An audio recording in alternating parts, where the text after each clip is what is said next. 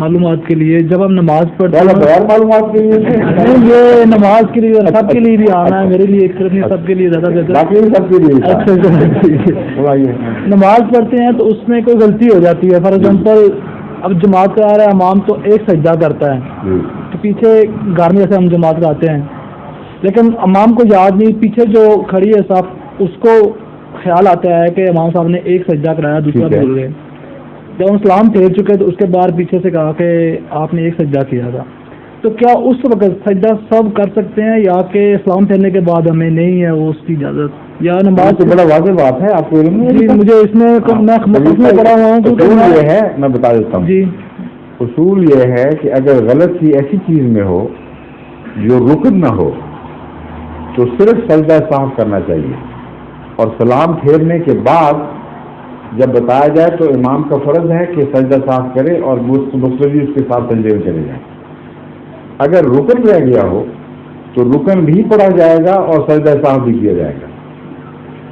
سجدہ صاحب کئی قسم کے ہیں، ایک نے 4 کی بجائے 5 رکعتیں پڑھ دی ہیں جی، وہ رکعت جو پڑھی گی انڈو تو نہیں کر سکتا اس جی، وہ صرف سجدہ صاحب کرے گا. ایک نے 4 کی بجائے 3 پڑھی ہیں تو وہ ایک رکعت بھی پڑھے گا اور سجدہ صاحب بھی کرے گا.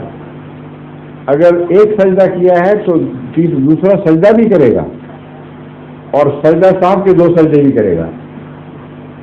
سمجھ گئے؟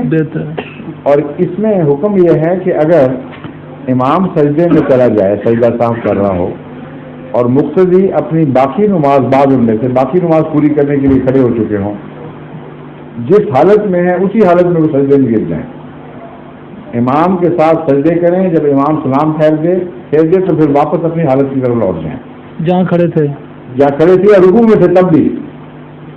اگر رکوع میں تھے اور ابھی انہوں نے سمع اللہ لمن حمدہ نہیں کہا تو رکوع سے ہی وہ فوراً سجدے میں گریں گے، اور جب امام سجدہ ختم کر کے سلام پھیرے گا پھر واپس رکوع میں جائیں گے، وہ پیچھے اور وہاں سے نماز شروع کریں گے. وہ سلام نہیں پھیریں گے جو مقتدی پیچھے ہیں امام کے ساتھ، وہ سلام نہیں پھیریں گے. سلام صرف ان کے لیے ہے جنہوں نے امام کے ساتھ ہی شروع کیا تھا اور ساتھ ہی نکلنا ہے. جو باقی لوگ ہیں وہ نماز کی حالت میں رہیں گے. ظہور مہدی آخر زمان ہے